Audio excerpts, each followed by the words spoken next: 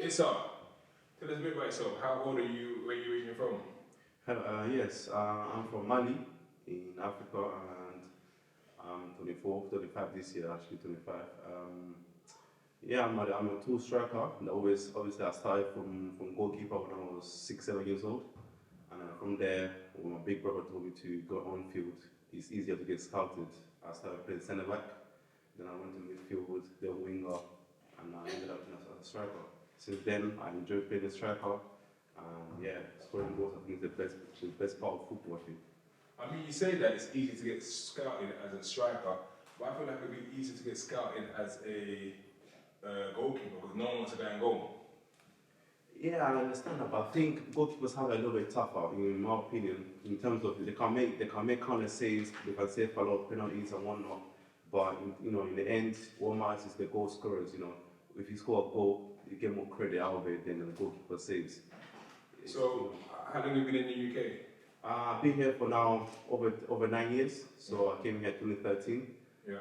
and obviously I found it a little bit difficult to get used to the football environment here compared to Spain. Obviously, I was in Spain for 9 years, so it's a bit difficult, different football. But now that I'm used to it, I think I like it. It's not bad. I like it. Enjoy it as well. What brought you guys to the UK?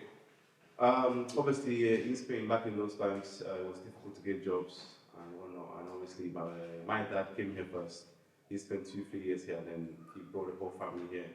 And ever since, we've been here.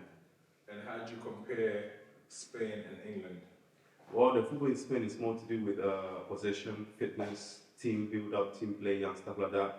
Whereas here, I can see it's a bit more individual, more physical. It's a bit different than Spain. I'm not used to it. Although it's physical, it's more physical than Spain.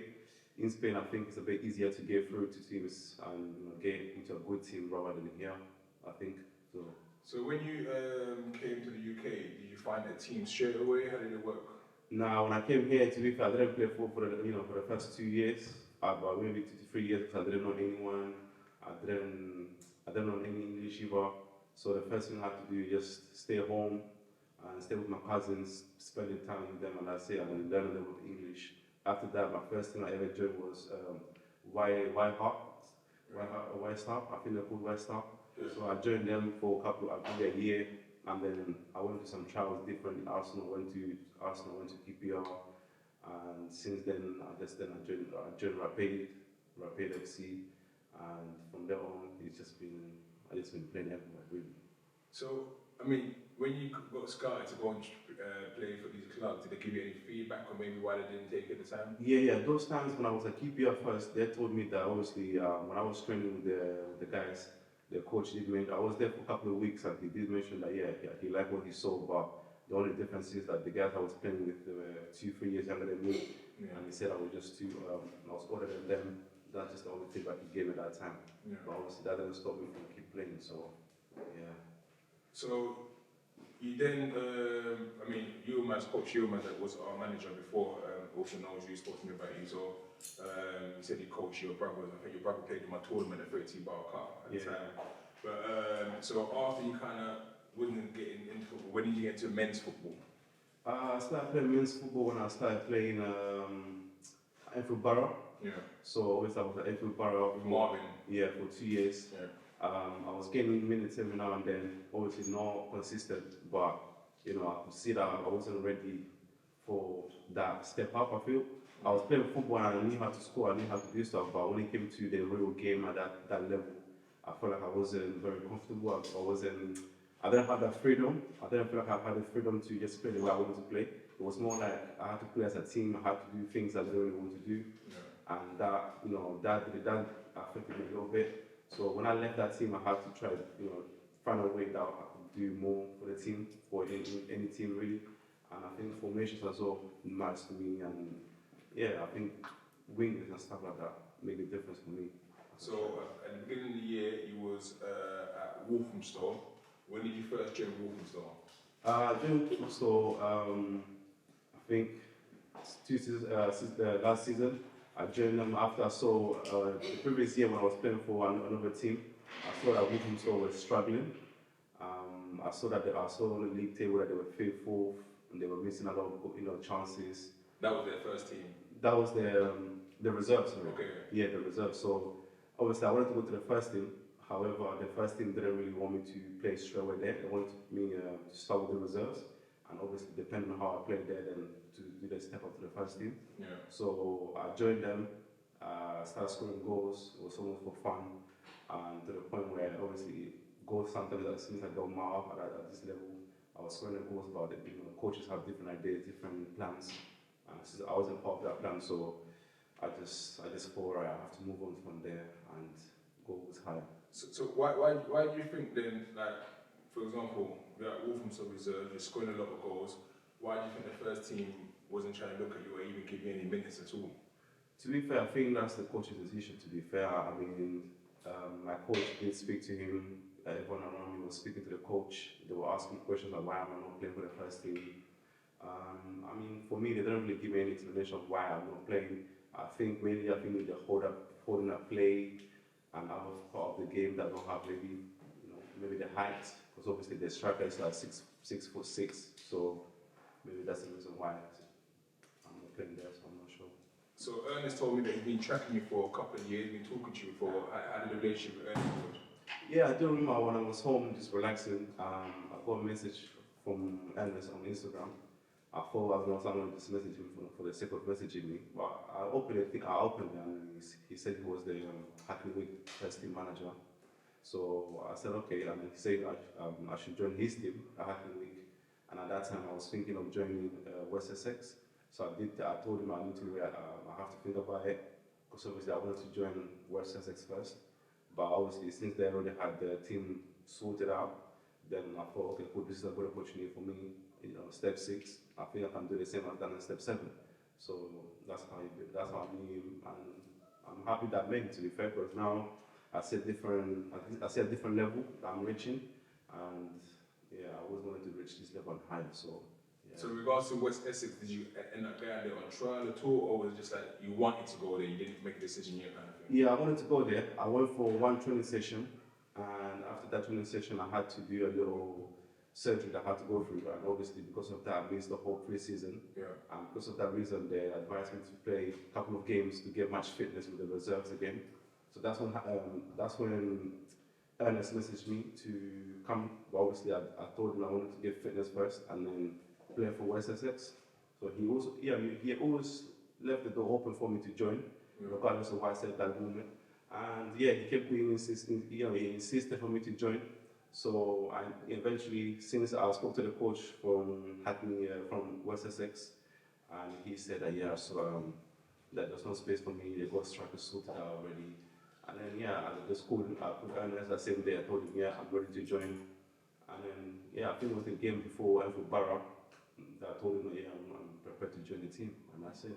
I remember, I think the first time I saw you play was the cup game against Hutton. I told him, who's that player? Straight away I said, yes, he's got ability. But I think you missed about 9 or 10 chances that game. I said, this guy is gold, he's very good, but he needs to be finishing. Is that something that's always you think that might be missing in your game as a squad? You're great at hold of play, great at movement, you're fast, you're quick. Because I'll tell you something the other day, Issa's got 15 goals in 14 games, but for me, she had like 30 goals, 40 goals, which is ridiculous, but you get like 4 or 5 chances. Do you think that's the part that's missing in your game? Yeah, to be fair, I think before I was very clinical. A couple of years ago, looking back at it, I was very clinical. Any chance I get, I would score with my knee, my chest, wherever it is I have to score, I would do it. But for these last 2-3 seasons, I know I've been a little bit, sometimes when I get a chance, clear chance really, it was almost like I get excited, I get happy that I don't really get that opportunity. So when I get to that moment, it's like, sometimes I get caught into two things. So I think that's the thing that I need to start getting used to, where getting chances regardless of if I'm expecting or not. So I think that's the reason why I miss a lot of chances where I don't expect people to give the ball at certain times. I'm like, I get so excited, so happy about it, to the point where I don't even know how I should hit it, how I should hit the ball, how to score it, and that plays a big part in the game. So that's the reason why. But nonetheless, you caught the eye, you played 14 games, got 15 goals, that's prolific. And you've caught the eye of many clubs, even Orlando's, Wickham were interested in that as well, in you, and then also you had Harlow. I mean, when you started hearing about this attention, how did that make you feel about yourself as a player? Yeah, it obviously it's good to to recognize the work that we're putting in, and obviously I'm very happy about it. But obviously, I don't let it get into too much. I need to just stay focused on it. But my whole aim for this season is to come to the team, help the team get promoted, win titles. That's my main aim, my main target. So I don't really think about the outside noise. Yeah, it's good that we get recognized a little bit more. But for me, it's mainly to just focus on the season ahead and the team I'm playing for right now. I mean, but saying that, we also had, and it went viral all over the internet, like Harlow, we don't pay our players, we ain't got a bunch to pay our players, and Harlow said, you know what, we want to offer you money. How hard or how easy was it to turn down money at this level?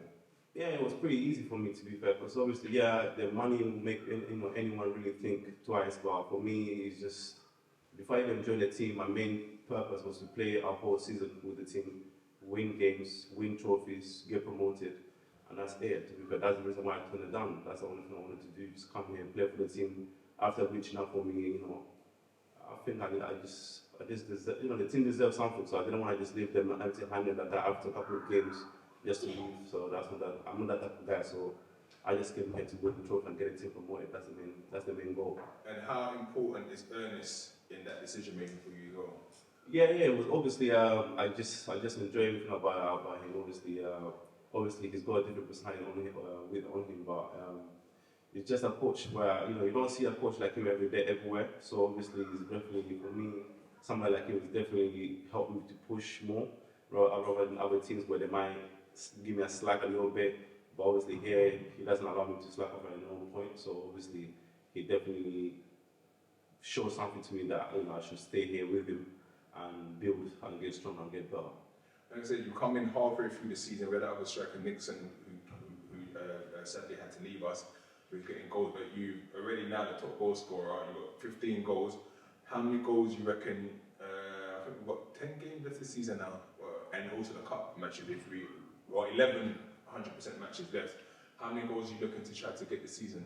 Obviously, before any season starts, obviously I have my own goals. So my aim is to score minimum 30 goals. Okay. And obviously I'm halfway there as well. So obviously this couple of games left, I always aim to score 2-3 goals per game. Yeah. And that's what I try to push for every game. That's what drives me through all the games before the game and stuff like that. And what's your feeling about this season? Do you think we can do it? Because we closed the gap on Harlow now. There's only 3 points. We've got a game in hand. And I think by the time we play them, we might be ahead of them on points. How crucial do you think that will be psychologically? I think we just got to keep working hard to be very training. We just got to keep stay focused, stay within the team, stay mentally prepared and train well. That's simple as that. I mean, there's not much to it. I mean, we're doing well. There's no need for us to start getting cocky, getting too, overexcited. The season is not done yet. There's other teams in it. So all we got to do is just play the same way we've been playing, put the work in, and yeah, that's it. They're gonna drop points eventually, and we just got to keep winning our games.